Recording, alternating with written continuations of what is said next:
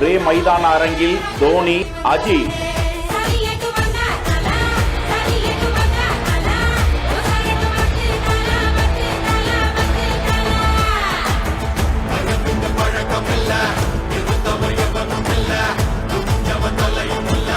IPL cricket தொடரில் சென்னையில் தற்போது நடந்து வரும் 43வது லீக் போட்டியை ரசிப்பதற்காக அஜித் தனது குடும்பத்தோடு வந்திருக்கக்கூடிய காணொளி வெளியாகியிருக்கிறது.